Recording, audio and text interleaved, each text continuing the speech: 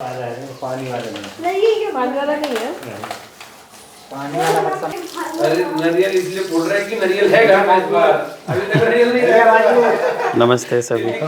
बोल दिया जाए एक बहाना मिल गया अपने को नारियल बोलने। ये अभी हम जिस वर्कशॉप की बात कर रहे थे मिट्टी का फर्श और मिट्टी का प्लास्टर, तो उसका फर्स्ट राउंड यहाँ जीविका आश्रम में शुरू हो चुका है। अभी फ्लोर पे नमक डाला गया है, नमक डाल के पानी का छिड़काव है इस फर्श पे, इस फ्लोर पे कर रहे हैं।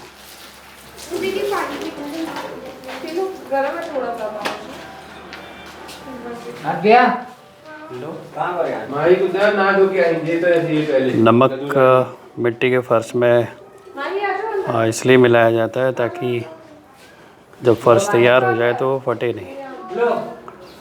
अगर हम नमक नहीं मिलाते हैं तो मिट्टी का फर्श जो है धीरे धीरे उसमें दरारें बढ़ने लगती है और फर्श फटने जैसा लगता है, इसलिए नमक उसमें मिलाया जाता है। अभी एक हफ्ते पहले लगभग ये जो मिट्टी को पानी में मिला के, मतलब मिट्टी में पानी मिला के और भूसा मिला के जो मिट्टी तैयार की गई थी, तो उसको थोड़ा सा आटे जैसे सान के, जैसे हम आटा सानते हैं वैसा हमारे राजेंद्र भैया उसको सान रहे हैं और मिट्टी फिर यहाँ भोजनालय के अंदर लेके आ रहे हैं जहाँ पर फर्श हमको बनाना है। रवि भैया मिट्टी लेके आ रहे हैं, जो तैयार मिट्टी है।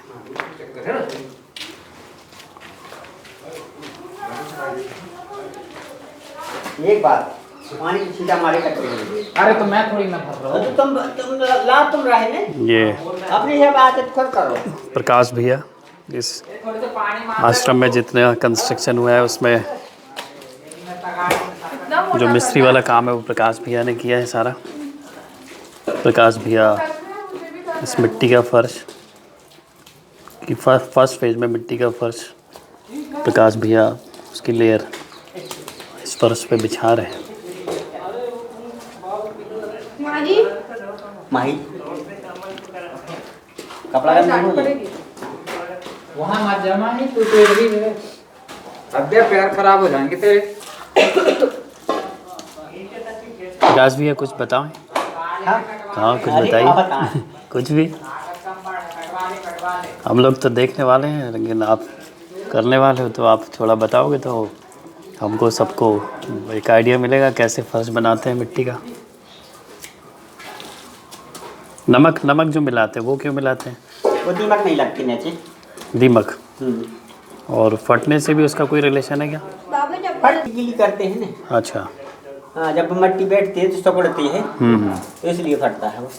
मतलब नमक का सिर्फ इसलिए डालते हैं कि दीमक ना डालें। हाँ, दीमक नहीं लगता। अच्छा।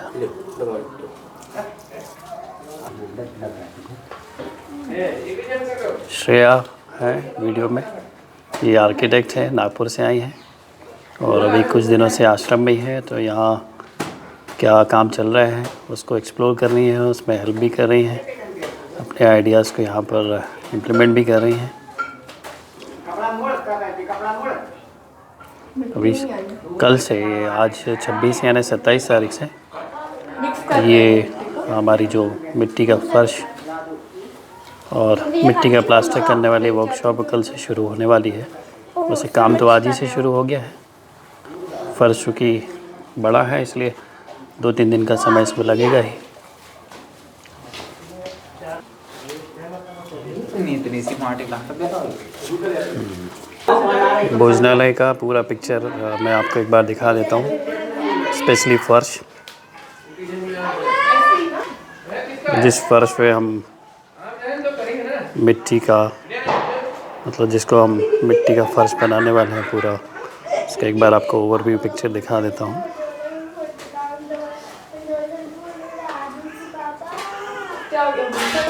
ये भोजनालय है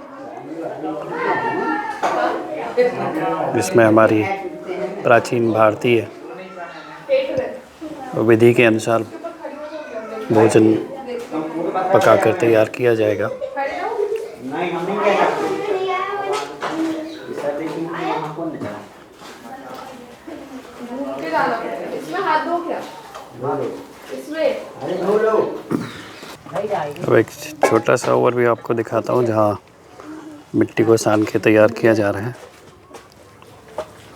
अलग जाओ रे, अलग जाओ।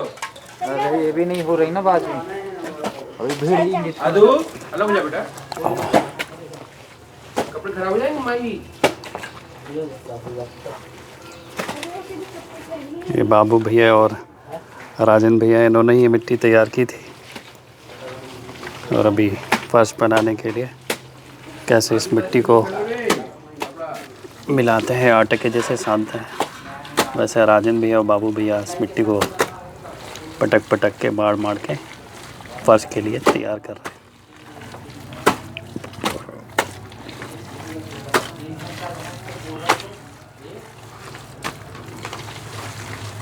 लाओ तगाड़ी लाओ,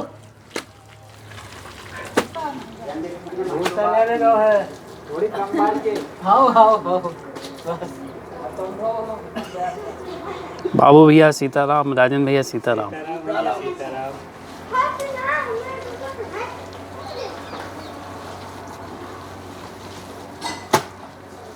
बाबू भैया और राजन भैया यहाँ के आश्रम के स्थायी सहयोगी हैं और जब से आश्रम शुरू हुआ था, यानी इसकी जब से नींव रखी गई थी, तब से बाबू भैया इस आश्रम में सहयोगी के तौर पर जुड़े हुए हैं।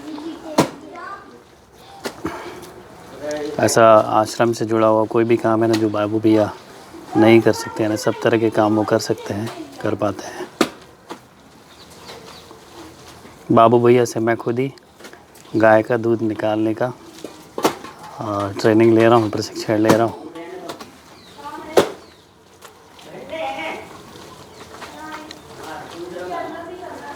तो बाबू भैया एक तरह से मेरे उस्ताद जैसे हैं। ये गोविंद भैया भूसा लेकर आ रहे हैं।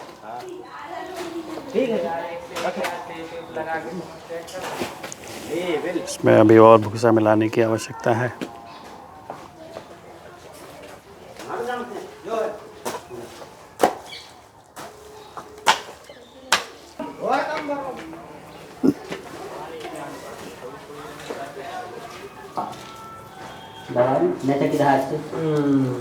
दो इंच। ये हमारे आशीष गुप्ता भैया हैं, इस आश्रम के संचालक हैं और हमारे नवोदय बड़े भाई भी हैं। जो लोग नवोदय से पढ़े हैं वो तो फर्स्ट बैच जो हमारा था 1986 ना भैया, 1986 में, मतलब हमारे सबसे जो सीनियर्स हैं उन सीनियर्स में हमारे बड़े भैया आशीष कुमार गुप्ता भैया। भैया वर्कशॉप के बारे में कुछ बताएंगे 2 मिनट? ये मड प्लास्टरिंग की वर्कशॉप है जी। मड प्लास्टरिंग नहीं, मड फ्लोरिंग की। क्या है, बहुत सारी चीज़ें हैं जो आजकल जिस तरह की फ्लोरिंग, जिस तरह के अंदर प्रमाण पे हम लोग चल रहे हैं जी, तो बहुत सारी चीज़ें वो भूल ही गए हैं कि क्यों हमको कोई चीज़ करना है, कोई क्यों और क्यों नहीं करना है, इसके क्या फ़ायदे हैं, क्या नुकसान है, क्या ये चीज़ें हैं, ये हम जानते ही नहीं हैं। उसके कारण बहुत सारी जगहों पे हम करना तो चाहते हैं कि भाई हम स्वस्थ रहें, अच्छे रहें, वो रहें, लेकिन उसकी जो टेक्निक्स है वो भूल गए। आज जिस तरह की फ्लोरिंग पूरे देश भर में खासकर अर्बन एरिया में चल रही है, वो तो हमारे स्वास्थ्य के लिए किसी तरह से अच्छी नहीं है, लेकिन उसके बावजूद हम लगे हुए हैं। कभी कभी यही लगता है कि आज के पूरे वैज्ञानिक युग में हम लोग अवैज्ञानिक ढंग से जी रहे हैं। जब वैज्ञानिक युग का मतलब है सबके पीछे की लॉजिक जाने, रेशनल जाने कि क्यों हम ये चीज़ कर रहे हैं, करने के पीछे के कारण क्या है, और जब हमको पता चल रहा है कि उससे नुकसान है फिर उसको छोड़े कम से कम। लेकिन आज जो जिस तरह की फ्लोरिंग है, टाइल्स, मार्बल्स, ये वो, तो सारे तरह के इश्यूज हैं। जबकि ये हमारी तरह से आयुर्वेद के हिसाब से है, स्वास्थ्य के लाभप्रद है, स्वास्थ्य के हिसाब से इकोनॉमिकली बड़ी अच्छी है। जो जिस तरह की फ्लोरिंग की हम बात कर रहे हैं, और सबसे बड़ी चीज़ कि हमको प्रकृति से जोड़ती है, प्रकृति से दूर नहीं करती है।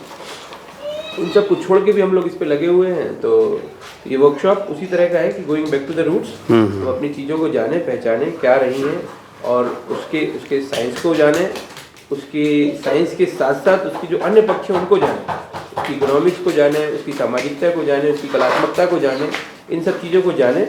और साइंटिफिक, कम से कम वैज्ञानिक युग में तो साइंटिफिक जी हैं।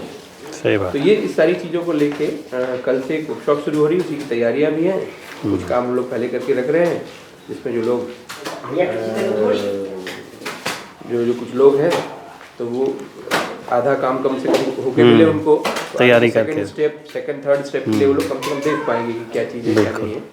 तो उसी दृष्टि से काम हो रहा है, सब लोग भी आए। तो कल 27 तारीख से लेके 27, 28, 29 3 दिन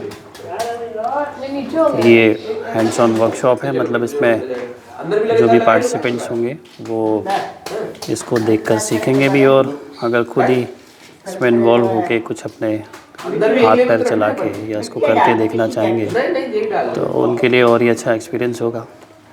कोई भी चीज़ सीखना हो तो उसको जब तक किया नहीं जाता तब तक उसको सीखना अधूरा ही रहता है। देखने और सुनने में एक थ्योरी बस हमारे दिमाग में बैठ जाती है, लेकिन उसको एक्चुअली करना कैसे है वो खुद ही जब तक हम अपने हाथ उसमें नहीं बढ़ाते हैं या उसको करते नहीं हैं तब तक हम उसको ठीक से सीख नहीं पाते हैं। तो आप सभी का इस वर्कशॉप में स्वागत है। इसके अलावा भी बहुत सारे काम इस जगह से हो रहे हैं। जैसा अभी आशीष भैया ने थोड़ा सा हमको ब्रीफ भी किया था कि हमको अपने रूट्स में जाना है। तो कौन से वो रूट्स हैं जिसको हम भारतीयता कहते हैं। तो बहुत सारे काम इस जगह से जीविका आश्रम से किया जा रहे हैं, तो उनके बारे में भी बहुत कुछ हमको और आपको जानने मिलेगा। तो आप सभी का बहुत बहुत स्वागत है इस वर्कशॉप में। Thank you very much.